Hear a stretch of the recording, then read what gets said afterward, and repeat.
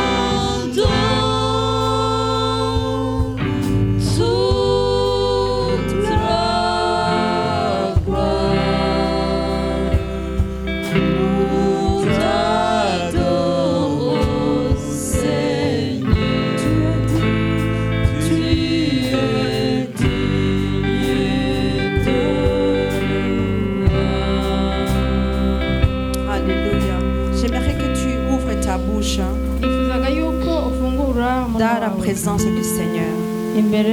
Alléluia. C'est lui qui t'a levé ce matin. C'est lui qui t'a donné la force de pouvoir marcher. Par toi-même, tu ne pouvais pas lever ton pied et marcher. Mais le Seigneur a tenu à ce que tu puisses te lever ce matin. À ce que tu puisses lever ton pied et marcher. Alléluia. J'aimerais vraiment que tu ouvres ta bouche grandement et que tu puisses le louer, l'adorer. Il est Dieu, il est là. Alléluia. Il prête attention à ce que tu vas lui dire ce matin. C'est un Dieu d'amour. Alléluia. Chaque matin, il renouvelle sa grâce envers toi. Il renouvelle sa grâce envers chacun. Alléluia. Il a prévu assez de grâce pour toi. Aussi les grandes grâces pour que tu puisses l'adorer, le louer. Il suffit d'ouvrir ta bouche. Alléluia. Merci Seigneur. Alléluia. Nous élevons ton nom, Jésus. Tu es digne de louange ce matin. Je ne vous entends pas parler. Alléluia. Je ne vous entends pas. Alléluia. Il est digne. Alléluia. Oh Dieu, tu es digne ce matin. Toi seul est saint, Seigneur. Alléluia. Alléluia. Tu es digne, oh Dieu, tu es puissant ce matin. Nous déclarons ta puissance, Seigneur. Nous déclarons ta Seigneurisation maintenant dans cette assemblée, Seigneur. C'est toi qui es digne de louange, Seigneur. Nous élevons ton Saint-Nom, Seigneur. Alléluia. Nous disons que tu es roi. Nous disons que tu es Seigneur. Alléluia. Tu as vaincu la mort pour nous. Tu as vaincu le péché pour nous. Tu nous as, Seigneur, transportés du monde des ténèbres. Tu nous as mis dans le monde de la lumière. Alléluia. Merci Seigneur pour ta présence. Donne la joie Seigneur. Donne la paix Seigneur. Alléluia. Au nom de Jésus. Amen. Amen. Lisons dans Psaume 23. J'aimerais qu'on le déclare tous. Amen. Lisons en français si c'est possible. Mais si vous ne savez pas lire le français, vous pouvez lire dans la langue de votre Bible. Mais j'aimerais qu'on lise tous ensemble ce psaume. Amen. Alléluia. Vous avez trouvé ce qu'on peut projeter, c'est possible? Sinon, c'est pas grave. Vous avez vos Bibles. Hein. On va y aller. 1, 2, 3. L'Éternel est mon berger, je ne manquerai de rien. Il me fait reposer dans de verts pâturages. Il me dirige près des eaux paisibles. Il restaure mon âme. Il me conduit dans les sentiers de la justice à cause de son nom.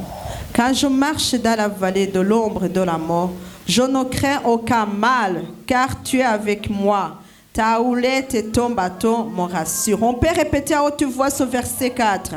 Quand je marche dans la vallée de l'ombre et de la mort, je ne crains aucun mal, car tu es avec moi. Ta houlette et ton bâton me rassurent. Tu dresses devant moi une table en face de mes adversaires. Tu oins d'huile ma tête et ma coupe déborde. Oui, le bonheur et la grâce m'accompagneront tous les jours de ma vie et j'habiterai dans la maison de l'Éternel jusqu'à la fin de mes jours. Amen. Alléluia. L'Éternel est ton berger. Ne crains rien, même si c'est sombre autour de toi. Mais le Seigneur est là. Il va te sortir de là. Amen. Il va te dire, sois fort mon fils, je suis là, ma fille, je suis là. Je ne t'ai pas abandonné. Amen. Que le Seigneur soit loué plutôt. Chantons le cantique qui dit que l'ami fidèle et tendre, nous avons en Jésus-Christ. J'espère qu'on saura nous la projeter.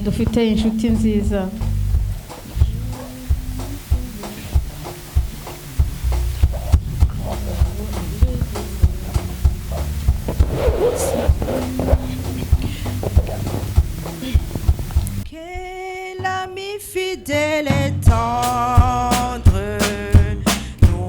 nous avons en Jésus-Christ. Nous avons en Jésus toujours prêt à nous entendre, toujours prêt à nous entendre, à répondre à notre cri. Il connaît nos défaillances, nos chutes de chaque jour. Sévère ses exigences. Son amour, quel ami fidèle et tendre, nous avons en Jésus-Christ. Nous avons en Jésus-Christ, toujours prêt à nous comprendre, car nous sommes en souci. Disons-lui toutes nos craintes. Ouvre-lui tout notre cœur. Bientôt ses paroles saintes nous rendront le vrai bonheur. Quel ami fidèle et tendre, nous avons en Jésus-Christ. Nous avons en Jésus-Christ, toujours prêt à nous défendre, toujours prêt à nous défendre, car nous presser l'ennemi. Il nous suit dans la mêlée, nous entourer de ses bras, et c'est lui qui tient l'épée, qui décide des combats. Quel ami fidèle et tendre, nous avons en Jésus-Christ. Nous avons en Jésus-Christ, toujours prêt à nous apprendre, toujours prêt à nous apprendre à répondre sur lui. Si nous voix vraie et sincère à chercher la sainteté, écoutez nos prières et nous met en liberté. Quel ami fidèle et tendre, nous avons en Jésus-Christ. Nous avons en Jésus-Christ. Bientôt il viendra nous prendre.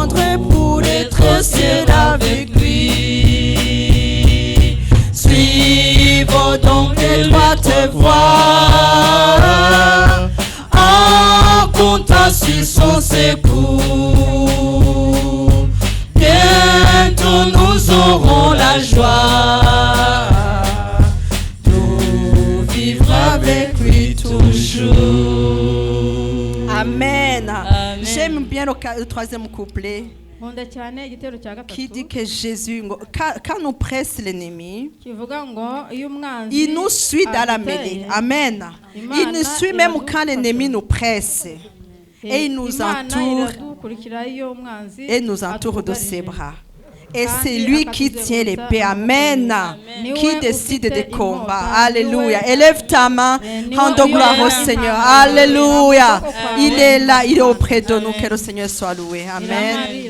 Alors nous allons continuer avec le groupe de louanges.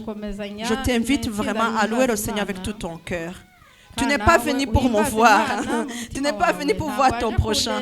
Tu es venu chercher Dieu. Amen. Tu as besoin du Seigneur. Laisse-toi toucher par le Seigneur. Amen.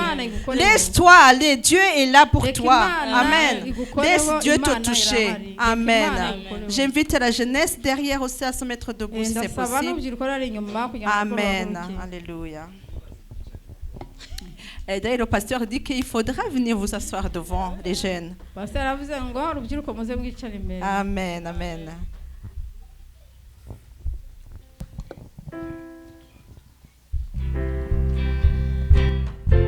Si jamais vous ne connaissez pas le chant, tapez au moins dans les mains pour le Seigneur. Amen.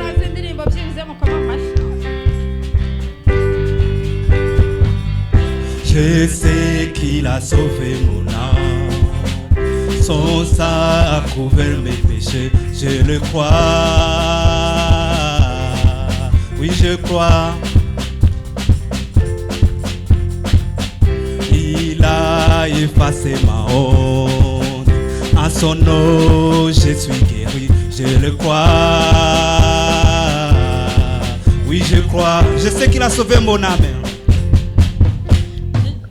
Je sais qu'il a sauvé mon âme. Son sang a couvert mes péchés, je le crois. Oui, je crois. Il a effacé ma honte. À son nom, je suis guéri, je le crois. Oui, je crois. Je le verrai sa bannière. Oh, mon sauveur a vaincu la mort, mon rédempteur vit, mon rédempteur vit, mon rédempteur vit, mon rédempteur vit. Oui, je le crois. Oui, je le crois. Alléluia. Oui, je le crois.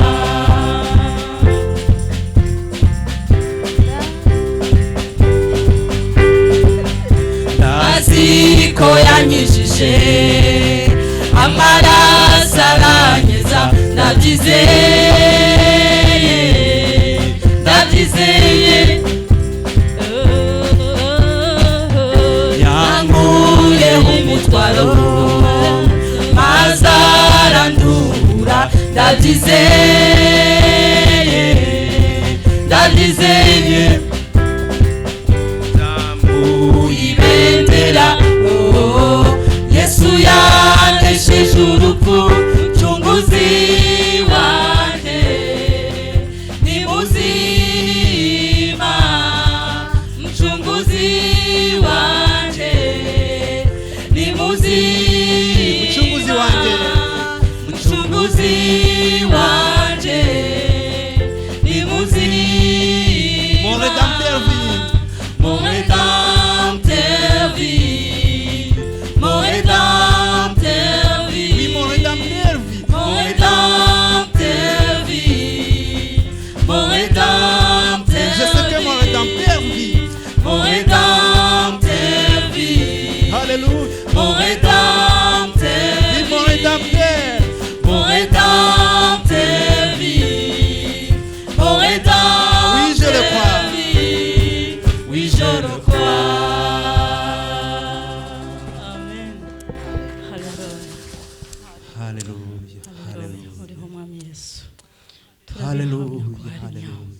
turabihamya kuriho mwami waradukijije kandi watuviriye amaraso mwami turabihamya ko hari mwami turabihamya kuri ku ngoma mwami ibendera rirazamuwe mwami imitima yacu kuzamura ishimwe kuko uhari turaguhimbaje tugukomeye amashi mbere tukuvugirije impundu mwami kuri ku ngoma iteka ryose haleluya haleluya amen.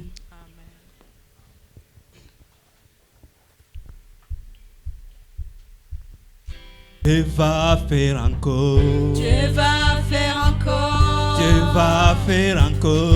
Dieu va faire encore. Dieu va faire encore. Dieu va faire encore. Dieu va faire encore. Dieu va faire encore. Oh, alléluia. Alléluia. Il guérit les maladies, ressuscite les morts. Il est vivant pour toujours, il ne change pas. Dieu va faire des miracles, Dieu va faire encore. Dieu va te bénir. Dieu va te bénir. Dieu va te bénir. Dieu va te bénir. Oh, alléluia. Alléluia. Il guérit les maladies, ressuscite les morts. Il est vivant pour toujours, il ne change pas. Dieu va faire des miracles, Dieu va faire encore. Oh, Dieu va te toucher. Dieu va me toucher. Dieu va me toucher. Dieu va me toucher. Oh, Dieu va te toucher. Dieu va te toucher. Oh, Dieu va me toucher. Dieu va me toucher. Oh, alléluia. Alléluia. Il guérit les maladies, ressuscite les morts. Il est vivant pour toujours, il ne change pas. Dieu va faire des miracles, Dieu va faire encore. Oh, Dieu va faire encore. Dieu va faire encore. Oh, Dieu va faire encore. Dieu va faire encore. Dieu va faire encore. Dieu va faire encore. Dieu va faire encore. Dieu va faire encore. Oh, alléluia. Alléluia. Il guérit les maladies, ressuscite les morts. Il est vivant pour toujours, il ne change pas.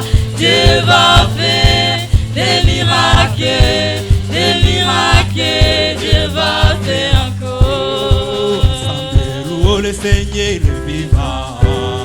Ensemble, louons le Seigneur le vivant. Ensemble, louons le Seigneur le vivant. Ensemble, louons le Seigneur le vivant. Ensemble, louons le Seigneur le vivant. Ensemble, louons le Seigneur le vivant.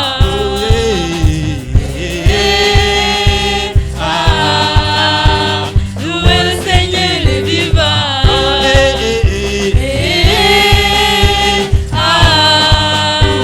Louez le Seigneur le vivant.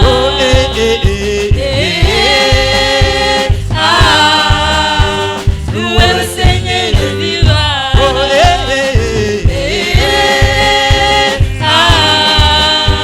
Louez le Seigneur le vivant. Alléluia. Alléluia. Seigneur, nous te louons, nous te bénissons. Nous élevons ton nom. Tu es digne d'être adoré. Tu es digne d'être loué. Tu es le Dieu par excellence. Tout ce que tu fais, tu le fais à merveille. Tu guéris les malades. Tu consoles, Seigneur, ceux qui sont affligés. Tu relèves ceux qui sont tombés. Tu es un Dieu fidèle. Nous t'adorons ce matin. Seigneur, nous élevons ton nom au milieu de nous. Sois glorifié. Sois magnifié. Sois élevé. Aujourd'hui et à jamais. Amen.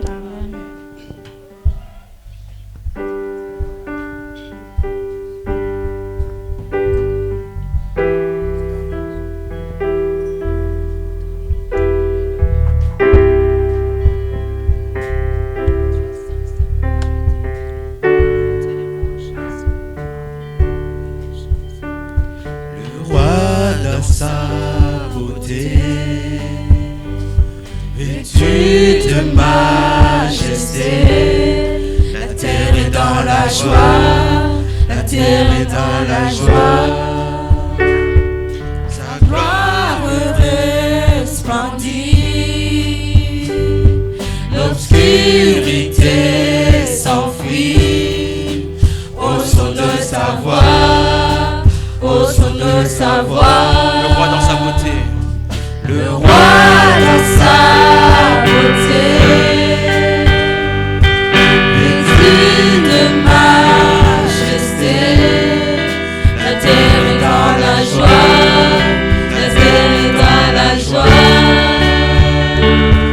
Sa gloire resplendit, l'obscurité s'enfuit au son de sa voix, au son de sa voix. Bien, Dieu est grand, chante-le combien. Dieu est grand, tous verront combien. Combien, Dieu est grand. Combien tu es grand. Combien Dieu est grand, chante-le combien.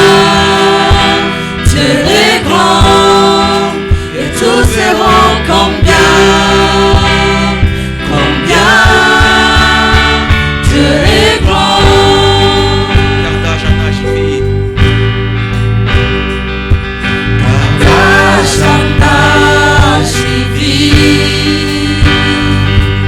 Le temps lui est soumis, commencement et fin, commencement et fin.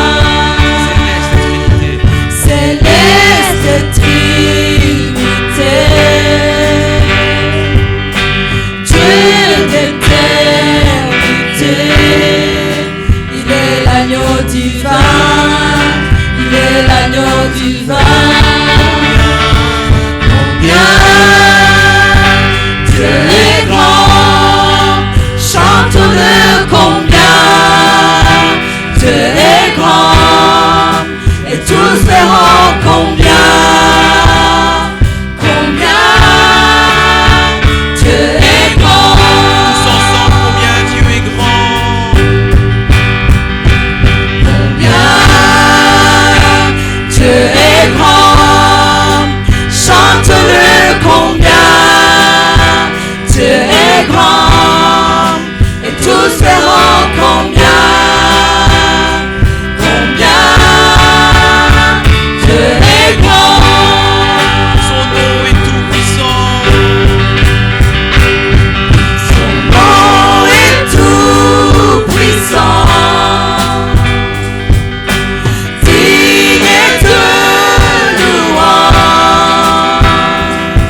Je chanterai combien Dieu est grand. Son nom est tout puissant. Son nom est tout puissant. Digne de louange. Je chanterai combien Dieu est grand. Combien tu es grand. Combien Dieu est grand, chante-le combien. Dieu est grand, et tous verront combien. Combien Dieu est grand. Combien tu es grand. Combien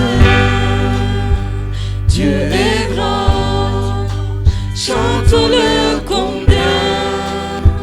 Dieu est grand, et tous verront combien.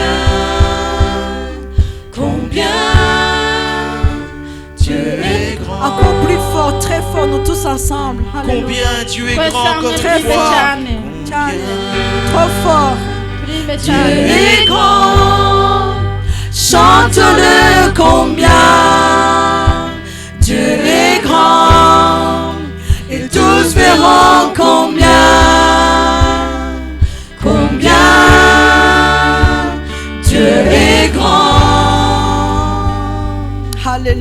Alléluia. Alléluia. Merci Seigneur, tu es Alléluia. grand. Tu es grand, papa. J'élève ma voix pour dire que tu es grand. Tu es grand, il n'y a personne qui est comme toi. Ici où nous sommes, Seigneur, tu es grand.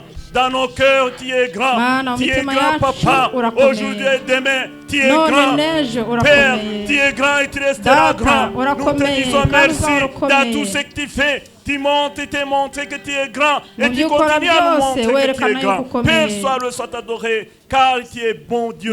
Seigneur, merci beaucoup pour tout ce que tu fais, Seigneur. Et Seigneur, nous disons merci. Tu es grand, Seigneur. Nous prions dans ton nom précieux. Alléluia. Amen. Alléluia. Notre Dieu est grand. Amen. Amen. Alléluia.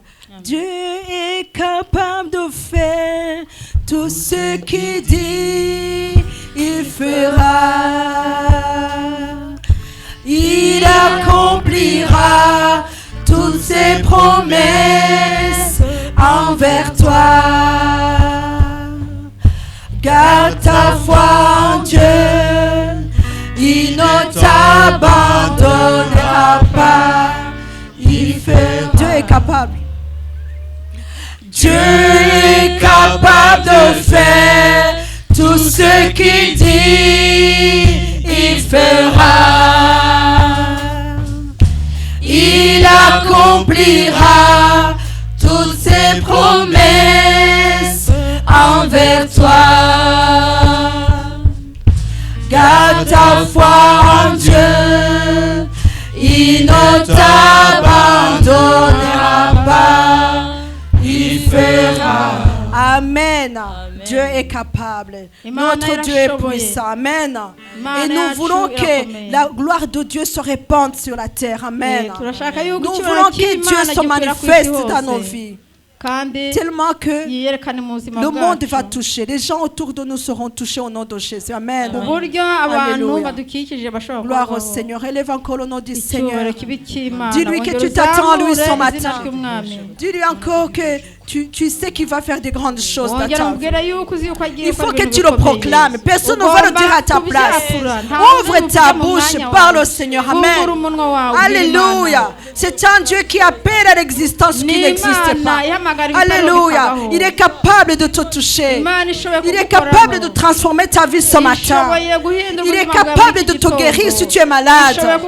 Il est capable. Alléluia. Alléluia. Alléluia. Alléluia, Seigneur. Alléluia, Seigneur. Merci pour ta présence. Alléluia, Jésus. Jésus, Jésus, Jésus. Tu es capable, Seigneur. Tu es capable, Jésus. Tu es au-dessus de tout, notre Seigneur. C'est toi que nous voulons élever ce matin, Seigneur. Nous déclarons ta Seigneurie, Seigneur. Alléluia. À genoux tous les esprits malins. À genoux les sorciers. À genoux tout esprit qui nous combat. Alléluia. Nous déclarons ta gloire sur le ciel de l'Europe. Au nom de Jésus. Seigneur, nous déclarons que tu es Seigneur dans le monde entier. Et nous déclarons, Seigneur, que tu agis maintenant. Alléluia. Nous te remercions, Seigneur, car tu nous entends. Alléluia. Au nom de Jésus. Amen. Amen. Que le Seigneur soit loué. Vous pouvez vous asseoir dans la présence du Seigneur. Nous arrivons dans un moment où on va accueillir, s'il y a un enfant qui a eu son anniversaire.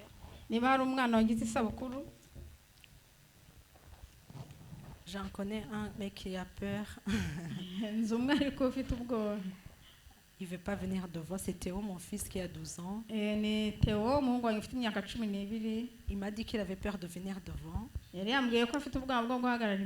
je dis que quand même, on ne va pas rater la prière des saints à ses 12 ans.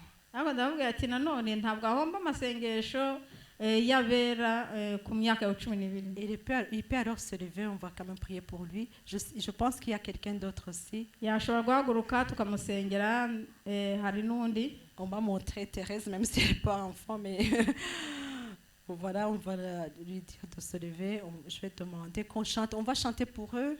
Et puis après, je vais demander au pasteur Aaron de prier pour de les bénir. Amen. Amen. Nous pouvons nous lever et chanter pour eux. Joyeux anniversaire,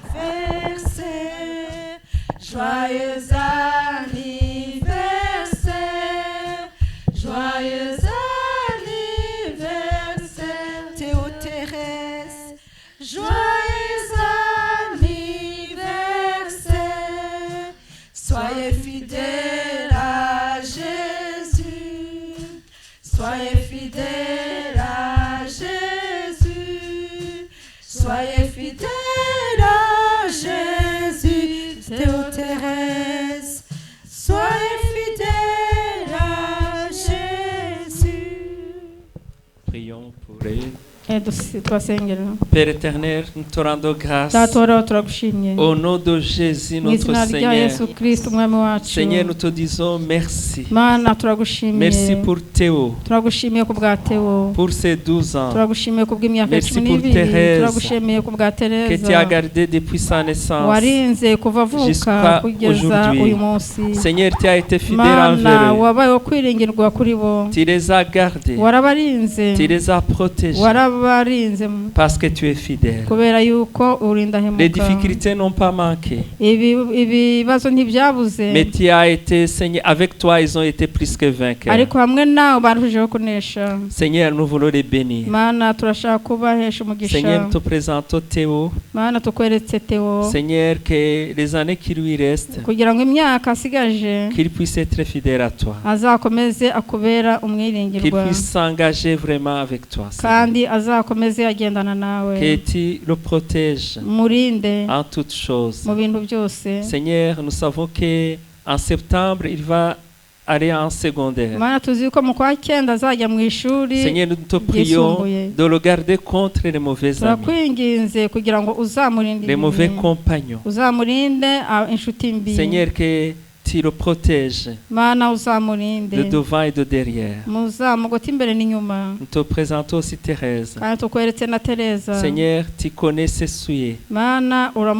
Tu connais ses sujets de prière. Seigneur, que tu puisses l'exaucer. Bénis sa famille. Seigneur, que tu la protèges, Seigneur, dans tout ce qu'elle fait. Jusqu'à ton retour. C'est dans le nom de Jésus que j'ai prié. Amen. Amen. Nous arrivons dans un moment où on va donner les offrandes et les dîmes.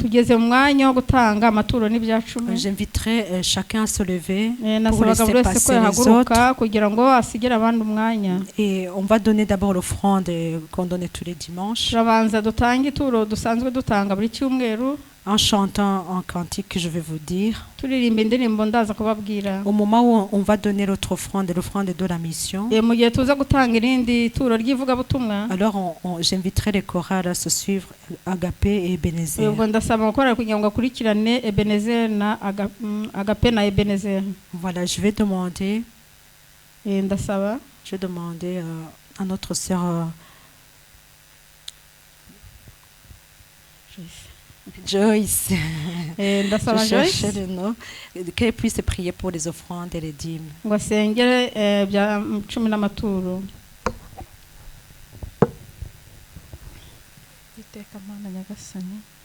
Éternel Dieu, nous sommes devant toi. Nous sommes venus te que nous sommes Seigneur. Et Jésus, nous te supplions d'être avec nous dans ce moment, le moment de donner les offrandes et les dîmes. Nous te supplions, Seigneur, pour que Seigneur Jésus, notre Sauveur, uduhe Mana Nyagasani n'ukuri umutima Mana Nyagasani wo gutanga kimwe mu cya 10 n'amaturo mu nzu yawe. Tu nous donnes un cœur bien disposé à donner les dîmes et les offrandes dans ta maison. Kandi ndasabira Mana Nyagasani, et je prie Seigneur n'abatabasha kubona icyo batanga, pour que ceux qui n'ont pas trouvé à donner, kugira ubutaha mwami, pour que la fois prochaine, kugira uzabashoboza babone icyo bashyira mu nzu yawe, tu puisses leur donner de quoi à donner dans ta maison. Kandi n'imitima yinangira mwami, et que même les cœurs qui s'endurcissent, uyikize mu izina rya Yesu, tu puisses les sauver au nom de Jésus. Amen. Amen. Amen. Nous allons chanter le cantique en Kinyarwanda. Sa 20 C'est un cœur qui dit, je vais l'expliquer en français. Au ciel devant le Seigneur, j'ai quelqu'un qui parle pour moi. C'est le plus grand sacrificateur. Et il s'appelle Amour. Je témoigne que mon nom est inscrit sur son cœur et c'est lui qui me défend. Quand Satan se lève pour me rappeler mes péchés et qu'il veut que je désespère, je regarde au ciel et là je vois mon Sauveur. C'est lui qui est mon juge et c'est lui qui m'a délivré par son sang. Amen. Et parce qu'il ne meurt pas, je ne vais pas mourir. Amen. Amen. On va se lever tous, on va le chanter. C'est un cœur qui nous rebooste, je veux dire, qui nous donne de l'espoir. Et j'aimerais qu'on le chante avec joie. Amen. Et comme je vous ai dit tantôt, s'il vous plaît, pouvez-vous vous mettre debout pour que les gens puissent passer.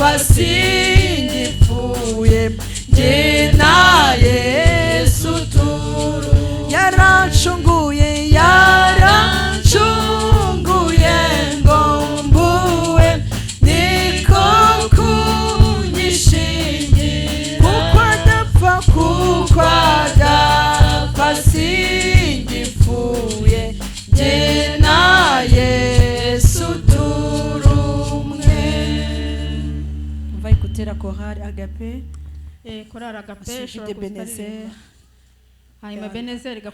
un donneur offrande de la mission. L'heure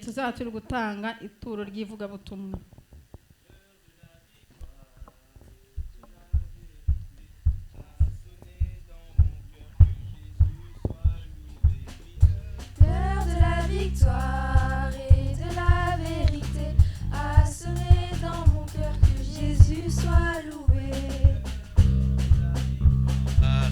De la vérité a sonné dans mon cœur, que Jésus Jésus soit loué, oui, l'heure de la victoire et de la vérité a sonné dans mon cœur. Que Jésus soit loué. Que Jésus soit loué. Dans la vérité. Que Jésus soit loué. Dans la vérité. El Shaddai soit loué. Dans la vérité. Que Jésus soit loué. Dans la vérité.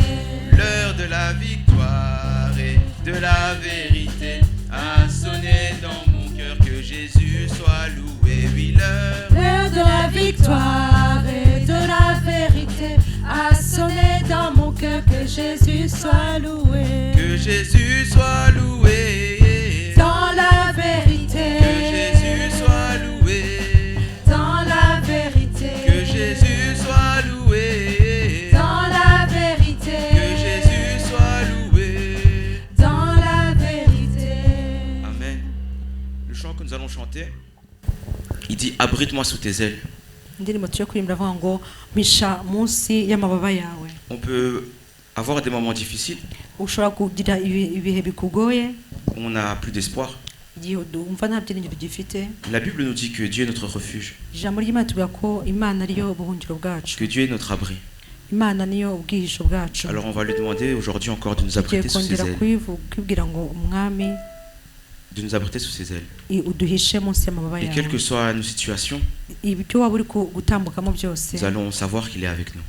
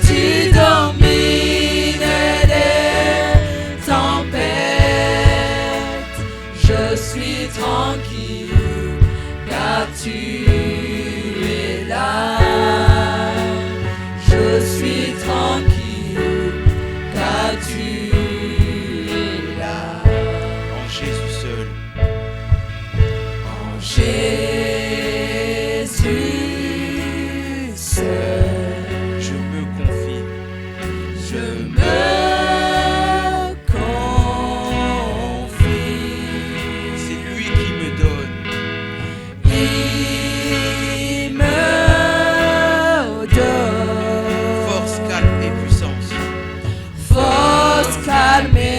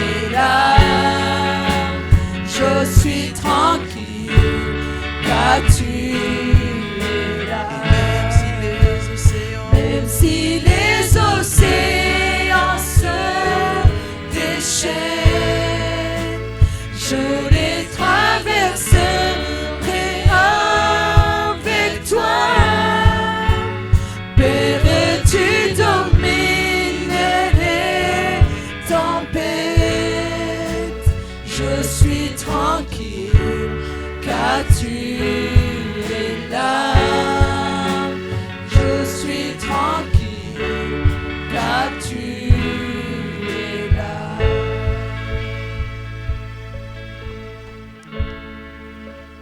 Amen.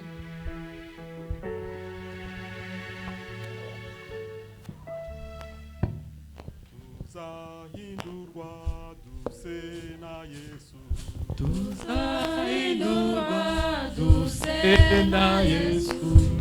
Tuzahindurwa duse na Yesu. Tuzahindurwa duse na Yesu. Tuzahindurwa duse na Yesu. Tuzahindurwa duse na Yesu. Oh, tuzahindurwa duse na Yesu. Tuzahindurwa duse na Yesu. Guhumbya no guhumbura tuzasa na Yesu. Tuzahindurwa duse na Yesu. Tuzahindurwa duse na Yesu. Tuzahindurwa duse na Yesu. Tuzahindurwa duse na Yesu. Tuzahindurwa duse na Yesu. Tutabadilika tufanane na Yesu. Tuzahindurwa duse na Yesu. Tutabadilika tufanane na Yesu. Tuzahindurwa tufanane na Yesu. Tutabadilika tufanane na Yesu. Tutabadilika tufanane na Yesu. Tutabadilika tufanane na Yesu. Tutabadilika tufanane na Yesu. Tuzahindurwa duse na Yesu. Tuzahindurwa duse na Yesu. Tuzahindurwa duse na Yesu. Tuzahindurwa duse na Yesu. Tuzahindurwa duse na Yesu. Tuzahindurwa duse na Yesu. Tuzahindurwa duse na Yesu. Tuzahindurwa duse na Yesu.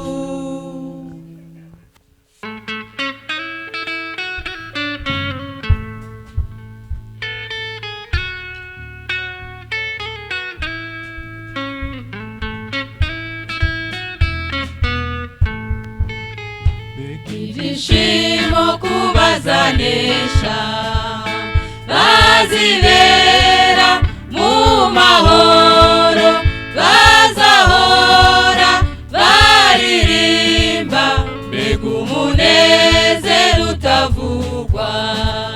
Mbega ibyishimo kubazanesha bazibera mu mahoro, bazahora baririmba, mbega umunezero utavugwa. Wajuruwe, wajuruwe, zakwinjiramo nezerewe, kuko ntazongera kurira. Wajuruwe, wajuruwe, zakwinjiramo nezerewe, kuko ntazongera kurira.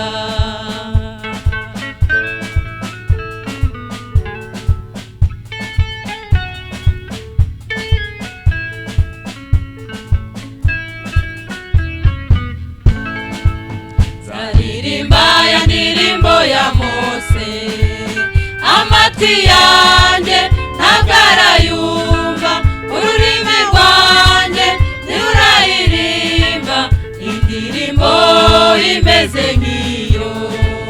Zaririmba ya ndirimbo ya Mose, amatwi yanjye ntabwo arayumva, ururimi rwanjye ntiruraririmba indirimbo imeze nk'iyo. Wajuruwe, wajuruwe, wajuruwe, zakwinjiramo nezerewe, kuko ntazongera kurira. Wajuruwe, wajuruwe,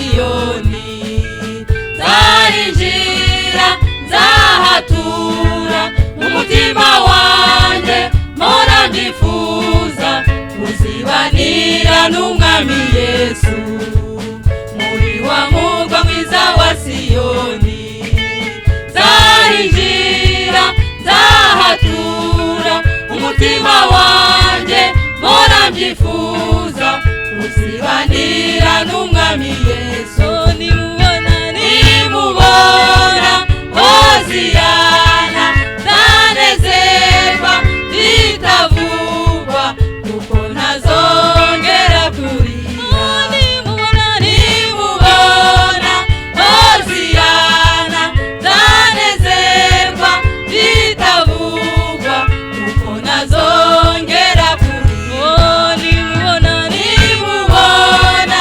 Hoziyana nzanezerwa bitavugwa kuko ntazongera kurira.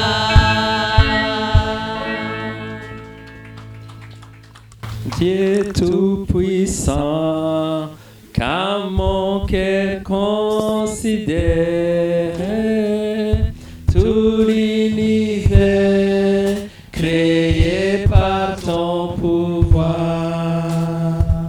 Le ciel d'azur, les éclairs de tonnerre, le clair matin où les ombres sont sonnées de mots. Et tout mon cœur, alors c'est un chant. Dieu tout-puissant, petit et grand. Dieu tout mon cœur, alors c'est un chant.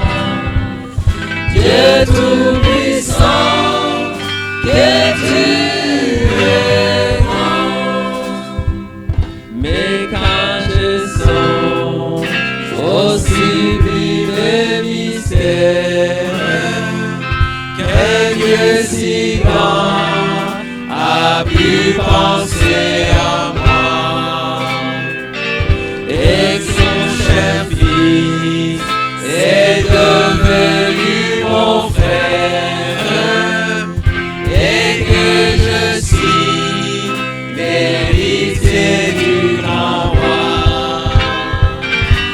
Alors mon cœur redit à nuit le jour que tu es beau,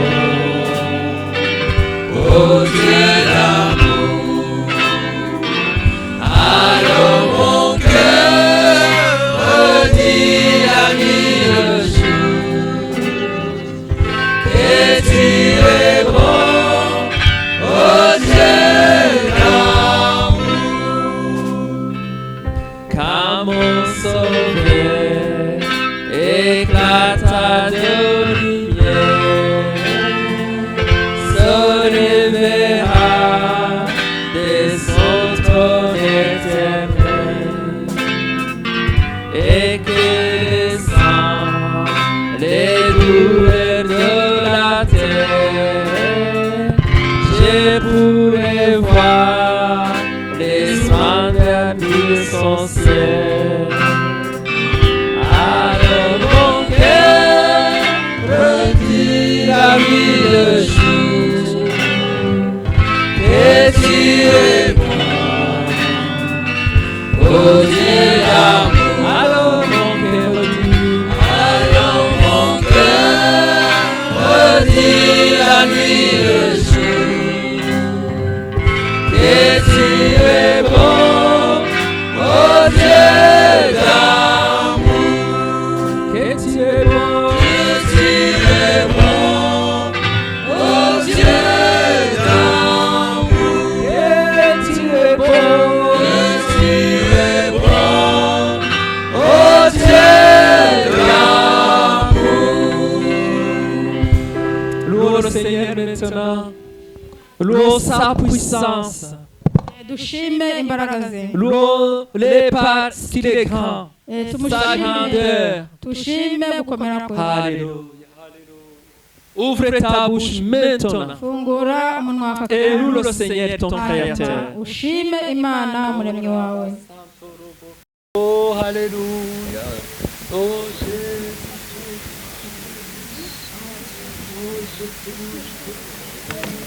Je lève ton nom, Seigneur. Tu es digne, tu es digne, tu es digne de te louer, tu es digne de t'adorer. Nous te donnons toute la gloire. Amen. Amen. Vous pouvez prendre place. Je vous salue au nom de notre Seigneur Jésus-Christ. Vous allez bien? Que la paix du Seigneur soit avec vous. Vous avez bien dormi? Qui n'a pas bien dormi? Qui n'a pas bien dormi? C'est qui ça? C'est Yann? Yann, tu n'as pas bien dormi? Tu n'as pas bien dormi? Ah, tu as bien dormi. Amen. Alléluia. Donc, je vous souhaite la bienvenue dans la maison du Seigneur. Mais comme nous avons l'habitude, nous allons accueillir les visiteurs. Si c'est pour vous la première fois que vous êtes dans cette maison de prière, ou que ça faisait longtemps que tu n'étais pas venu, alors je te prie de te lever et nous allons t'accueillir. Alléluia. Aussi, quelqu'un a invité une personne. Aussi, il va nous la présenter. Amen. N'ayez pas peur de vous mettre debout. Si vous ne pouvez pas vous mettre debout, vous pouvez montrer votre main, comme ça on va vous accueillir.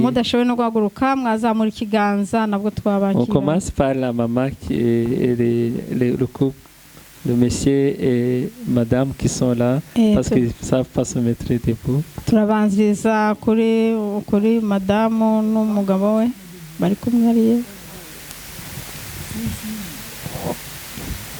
Vous pouvez vous présenter vous-même.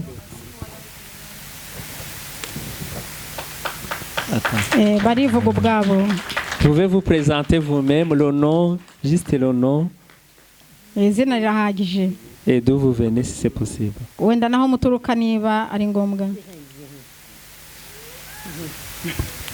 je m'appelle Thérèse. Voilà, que le Seigneur soit béni, que le Seigneur soit loué et glorifié. Amen. Que son nom soit donné. Thérèse, Imana ishimwe. Je m'appelle Jean-Marie. Merci. Bienvenue, Jean-Marie Thérèse. Jean-Marie. Alors, on continue aussi. Amen. Vous pouvez vous asseoir, hein? Thérèse et Jean-Marie. Jean-Marie et Thérèse, Alléluia. Amen. Je suis Benjamin Nsanzwe. Et Travis. Et moi, je suis Benjamin, je suis dans la maison.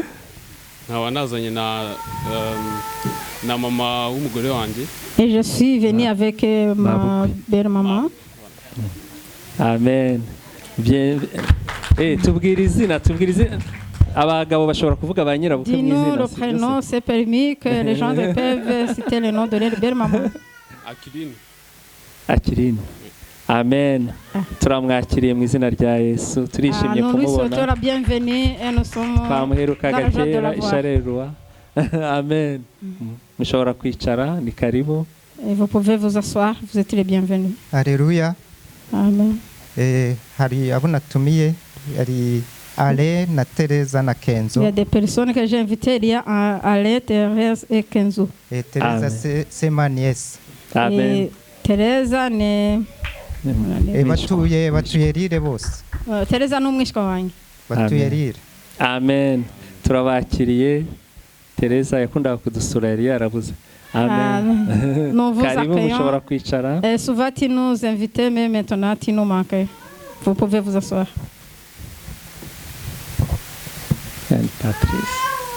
Patrice. Ni Patrice nawe turamuzi aramaze igihe ataboneka ariko mu mucanire mikoro agira icyo atubwira yenda dusuhuze. C'est Patrice, ça fait nous le connaissons, ça fait longtemps que nous le voyons pas. Patrice wavuga twako voilà un petit peu koresha ya madame. Je nitwa Patrice Ntanyungu nazanywe n'umudamu wanje. Je m'appelle Patrice Ntanyungu, je suis venu avec mon épouse. Bienvenue Patrice. Patrice wawe kazi. Je glorifie le Seigneur. Ndashimira Imana. Je m'appelle Marie-Antoinette. Nitwa Marie-Antoinette. Je viens de la France. Mvuye mu Bufaransa. Et je suis venue visiter mon fils qui habite Gemap. Nkaba naje gusura umuhungu wanjye utuye Gemap. Merci. Amen. Bienvenue. Et nous qui sommes dans la maison, nous allons nous mettre debout. Nous allons accueillir nos visiteurs. Amen. 1, 2, 3. Bienvenue, chers frères et sœurs, et que Dieu vous bénisse parmi nous. Amen. Oui, je t'aime de l'amour du Seigneur. Oui, je t'aime de l'amour du Seigneur. Car je vois en toi la gloire de mon roi. Oui, je t'aime de l'amour du Seigneur. Amen. Vous pouvez vous asseoir. On a un autre visiteur qui ne s'est pas présenté, mais que je vais vous présenter moi-même. Amen. Alléluia. Il s'appelle Joe Adam. Amen. Je vais demander à ses parents de l'amener ici devant. Nous allons prier pour lui. Amen. C'est la première fois qu'il entre dans cette maison depuis le mois d'avril. Alléluia. Alléluia.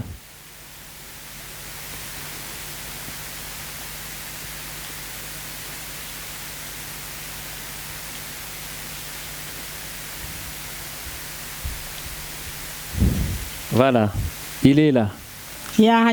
Tout beau, il dort parce que dans la maison du Seigneur, c'est la paix. Amen. Alléluia. Amen. Alors nous allons bénir cet enfant.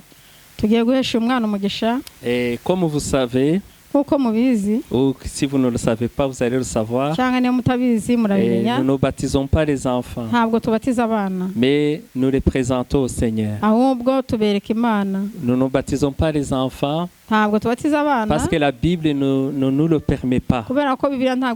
Jésus a été baptisé quand il avait 30 ans.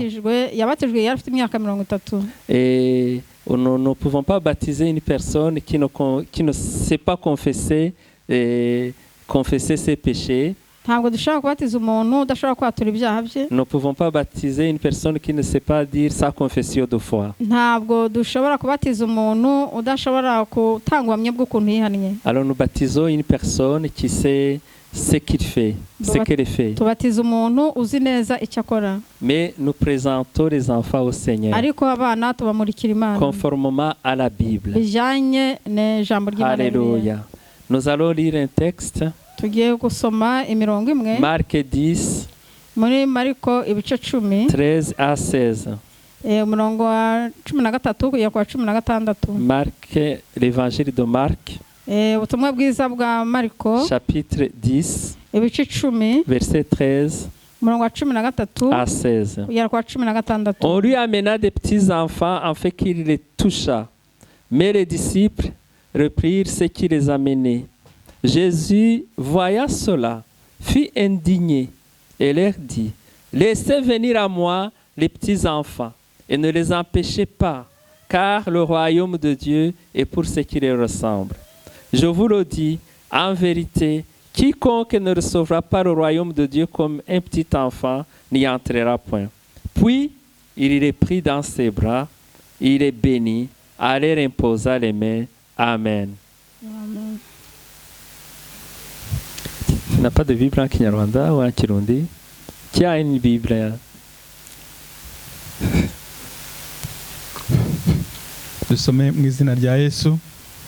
Bamuzanira abana bato ngo barambikeho ibiganza abakoreho, abigishwa barabacyaha, ariko Yesu abibonye ararakara arababwira ati mureke abana bato bansange ntimubabuze, kuko abameze batyo ubwami bwo mu ijuru ari ubwabo. Ndababwira ukuri yuko utemera ubwami bw'Imana nk'umwana muto atazabwinjiramo na hato. Arabakira abaha umugisha abarambitseho ibiganza. Amen. Amen. Alléluia.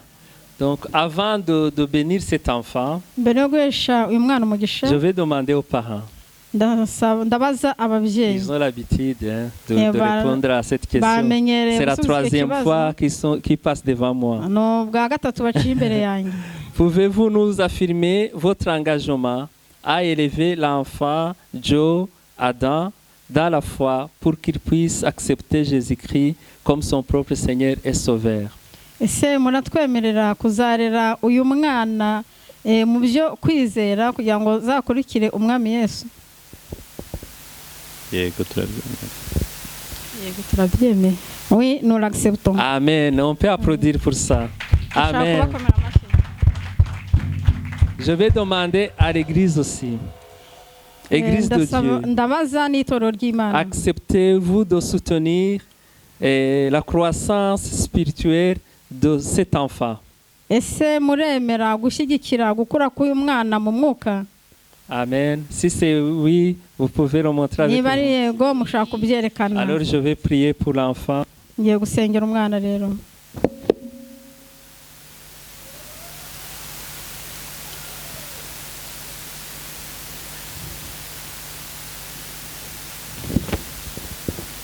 Père éternel, merci pour Joe Adam.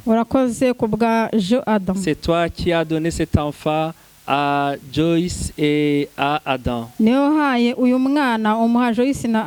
Seigneur, c'est une bénédiction que tu les as donnée. Je te prie, Seigneur, de le bénir. Je demande ta protection sur cet enfant. Je demande, Seigneur, qu'il soit béni comme il va grandir, Seigneur. Qu'il puisse grandir, Seigneur, en étant accepté par les hommes et en étant accepté par toi. Je brise tous liens familiaux. Kandi ibimubaje byose byo mu miryango ndabiciye mu izina rya Yesu. Tout plan du diable qui a été manigancé, préparé contre cet enfant, je brise ce plan au nom de Jésus-Christ. Imigambi yose y'umwanzi yamucuriwe ndayikuyeho mu izina rya Yesu. Seigneur, je demande que cet enfant puisse te connaître un jour. Ndasaba ngo umunsi umwe uyu mwana azakumenye. Et qu'il puisse te servir. Kandi azagukorere. Qu'il soit une lumière dans le monde entier. Seigneur, qu'il soit un exemple pendant sa génération. Qu'il soit une bénédiction pour sa famille. Qu'il soit une bénédiction pour l'église. Qu'il soit une bénédiction pour la société. Seigneur, qu'il puisse grandir avec Yann et Joe Eddy. Seigneur, que Joyce et Adam puissent se réjouir, Seigneur, de cet enfant. Joyce na Adam bazabashe kwishimira uyu mwana. Joe Adam. Bazabashe kwishimira Joe Adam. Joe Adam. Je te bénis au nom de notre Seigneur Jésus-Christ. Joe Adam. Amen. Guhaye umugisha mu izina ry'umwami wacu Yesu Kristo. On peut acclamer pour le Seigneur. Dushobora komera Imana amashi. Alors je vais vous représenter. Ngiye kumubereka. J'ai encore l'habitude de prendre des enfants. Menyereye gufata abana. Voilà. Dore ngo ni mwiza sibyo? Harimo arabareba. Niba harimo bari gusinzira arababona. Amen. Félicitations.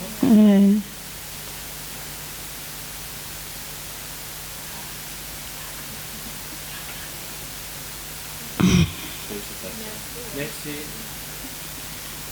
Et tout mon être alors s'élève et chante que tu es grand, ô Dieu d'amour. De tout mon être alors s'élève un chant. Dieu tout-puissant, que tu es grand. De tout mon être, de tout mon être alors s'élève un chant. Dieu tout-puissant, Dieu tout-puissant, que tu es grand. De tout mon être, de tout mon être, alors s'élève un chant. Dieu tout-puissant, que tu es grand. Amen, amen. Alléluia. Amen. Une deuxième surprise. Il y a des surprises aujourd'hui. Hein? Amen. Alléluia. Alléluia. Alléluia. Alléluia. Alléluia. Alléluia. Alléluia. Alléluia. On acclame le Seigneur. Alléluia. Alléluia. Je vais vous présenter un jeune homme aussi qui va se marier. Amen. Vous le connaissez? Ah bon? C'est Ferdinand Nkurunziza. Amen. Je vais lui demander de venir ici devant. De tout mon être alors s'élève un chant. Dieu tout-puissant, que tu es grand. De tout mon être alors s'élève un chant. Dieu tout-puissant, que tu es grand. Amen. Notre frère Nkurunziza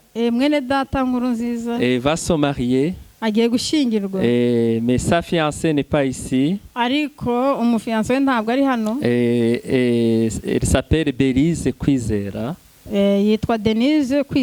Belize. Belize Kwizera. Tu dois t'y habituer quand il va arriver ici. Amen. Alléluia. Donc, il va se marier en Ouganda. Et sa fiancée vient de l'église de Pentecôte de Bujumbura. Donc, il va se marier le 17 septembre en Ouganda.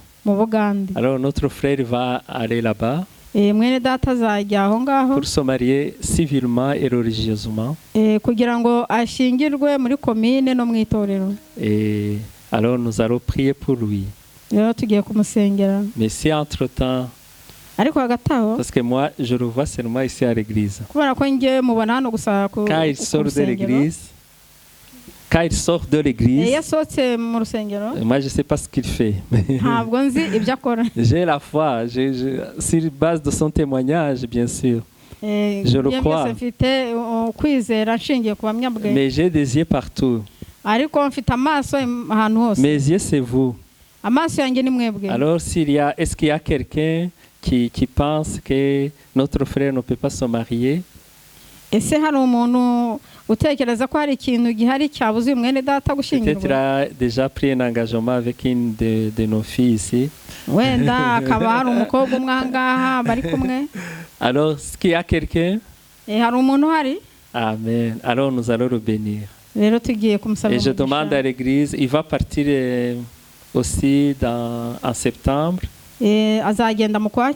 Alors, je demande à l'église de le soutenir dans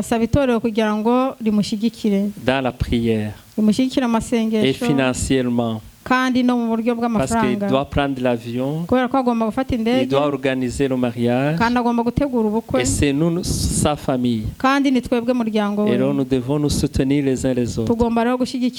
Alors nous devons soutenir notre frère. Avant qu'il ne parte, il partira le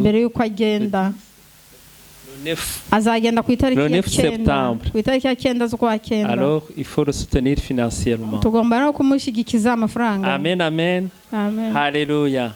Alors on va prier pour lui, pour que son voyage puisse bien se dérouler, que son mariage soit béni par le Seigneur. Amen. Alors je vais demander au pasteur Vincent de venir ici devant et de prier pour lui avec moi. Et l'église peut se mettre debout. Quand on prie, c'est pour les gens, il faut se mettre debout. Mana turagushimiye mu izina rya Yesu, tugushimiye kuko wabanye natwe kugeza kuri uyu mwanya, kandi tugushimiye kuko uyu mwene data nkuru nziza warinze mu busore bwe kugeza uyu munsi, mwami wamushoboje kugira ngo abashe guhitamo uwo bazabana.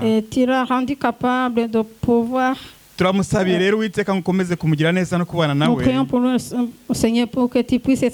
muri uyu muteguro arimo ategura,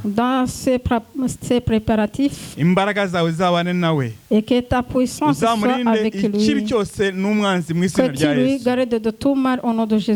kugeza kuri uriya munsi ubwo azahagarara ahamya mwami izina ryawe, asezerana imbere y'itorero ndetse n'imbere y'amategeko. Turamusabiye rero kugira ngo uzamufashe mu rugendo azagenda, kandi mwami ukomeze kumugira neza kugira ngo haboneke ibikwiriye byose kugira ngo azabashe kurangiza urubanza. Urakuze kuko uzamumbera Imana, kandi turagushimiye kuko ubwo azagaruka ashima izina ryawe, ni mu izina rya Yesu Kristo twizera. Amen. Acclame le Seigneur pour notre frère. Félicitations. Amen. Vous pouvez vous asseoir.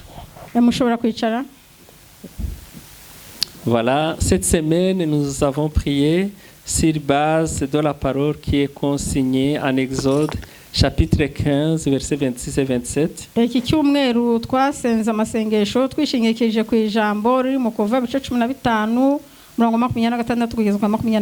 Il dit, si tu écoutes attentivement la voix de l'Éternel ton Dieu, si tu fais ce qui est droit à ses yeux, si tu prêtes l'oreille à ses commandements, et si tu observes toutes ces lois, je ne te frapperai d'aucune maladie dont j'ai frappé les Égyptiens, car je suis l'Éternel qui te guérit. Ils arrivèrent à Élim, où il y avait 12 sources d'eau et 70 palmiers, et ils campaient là près de l'eau. Amen. Arambwira ati nugira umwete wo kumvira Uwiteka Imana yawe ugakora ibitunganye mu maso yayo ukumvira amategeko yayo ukitondera ibyo yategetse byose, nta ndwara nzaguteza muzo nateje abanyagiputa, kuko ari nje Uwiteka ugukiza indwara. Bagera muri Elimu, hari amasoko 12 n'imikendo 70, babamba amahema kuri ayo mazi. Amen. Amen.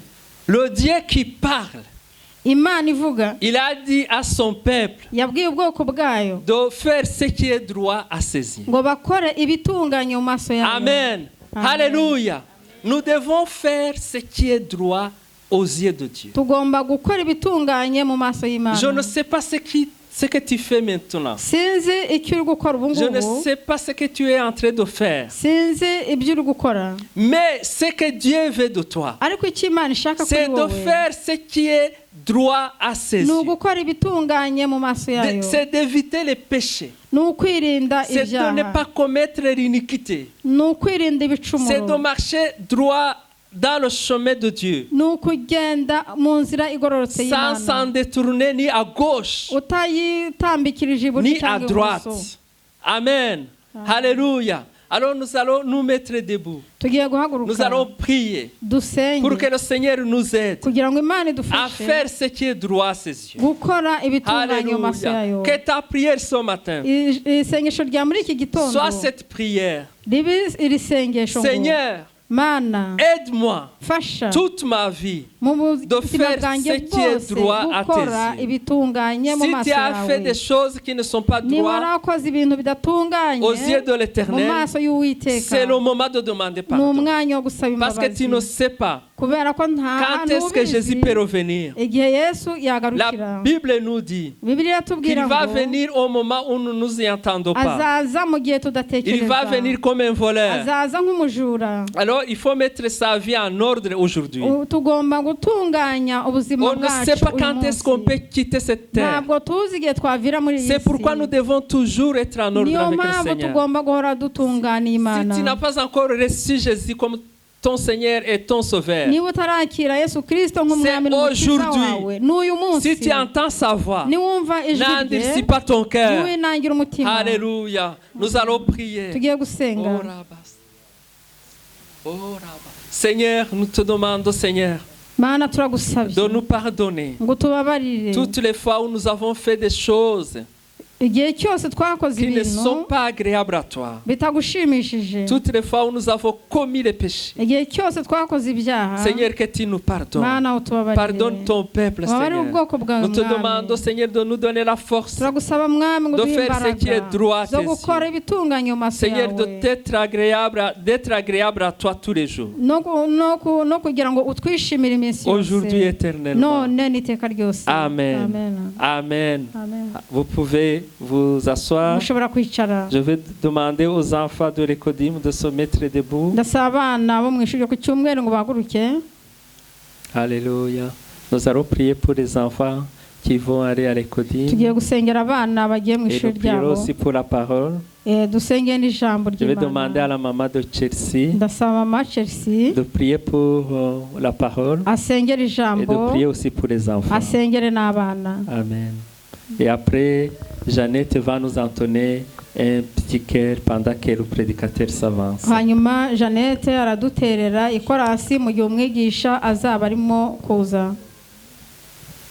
Shimwa mana yacu mana ya Abrahamu Seigneur Dieu d'Abraham nous te bénissons. Mana yacu mana ushizwe hejuru. Notre Dieu tu es élevé. Tugushimiye tuguhaye icubahiro mwami. Merci Seigneur, nous te donnons la gloire. Merci pour ta parole. Ta parole qui nous dit de nous purifier. Et ta parole qui nous dit de nous préparer. Car nous ne connaissons pas le jour ni l'heure que tu viendras. Ta parole nous a dit tu ne feras rien sans nous dire. Merci Seigneur, parce que tu nous as fait du bien, parce que tu nous as rappelé de nous purifier. Merci que tu nous as donné des enfants. Merci Seigneur, notre Dieu. Toi qui as donné les beaux enseignants pour les enseigner.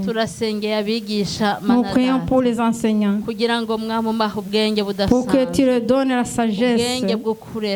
sagesse d'élever, la sagesse d'enseigner, pour que les enfants grandissent dans ta bonté, pour que les enfants puissent grandir en te rendant l'honneur,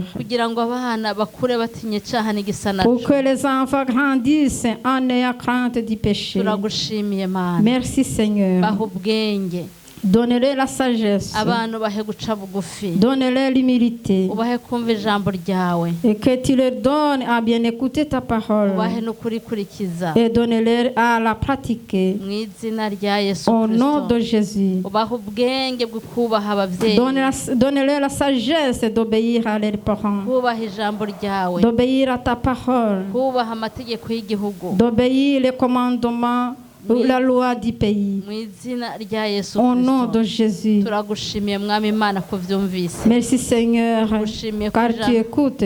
tugushimiye ku mukozi waturanyije uyu munsi Merci pour ton serviteur que tu t'es choisi kugira ngo atugaburire ibyawe pour nous partager ta parole. turamusengeye mwami Nous prions pour lui, Seigneur, kugira ngo ntaba ari we pour qu'il ne soit pas lui, ntaba ari we avuga qu'il ne soit pas lui qui ntaba ari we parle, yigisha que ce ne soit pas lui qui enseigne. turasenga mwami Mana Nous prions, Seigneur, kugira ngo abe igikoresho cyawe qu'il soit ton outil. kandi ijambo wateguye uyu munsi Et la parole que tu as préparée aujourd'hui ibohore imitima yacu libère nos cœurs, ibohore imibiri yacu libère nos corps, ibohore mwami byari biboshe byose libère tous les liens. ijambo ryawe n'umuti Ta parole est un médicament. reka mwami Mana ridukize Seigneur, que ta parole nous rihumure guérisse, amaso yacu mwami que ta Mana parole nous ouvre les yeux, rihumure amaso yacu que ta parole nous ouvre les amatwi yeux, yacu yumve que nos oreilles puissent écouter icyo ugomba kuvugana n'ubwoko ce bwawe que tu as parlé à ton maze uyu peuple munsi mwami Mana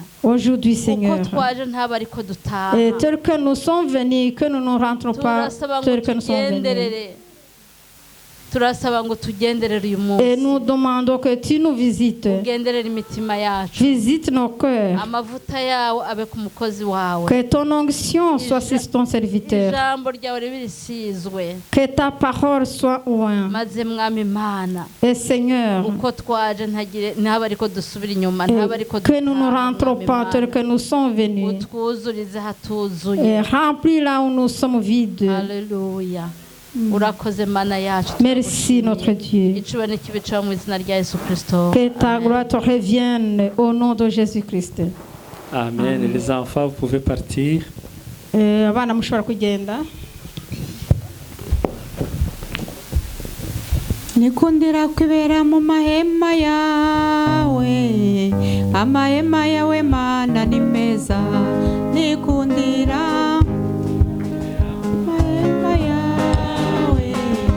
amahema yawe Mana ni meza. Nikundira kwibera mu mahema yawe, amahema yawe Mana ni meza.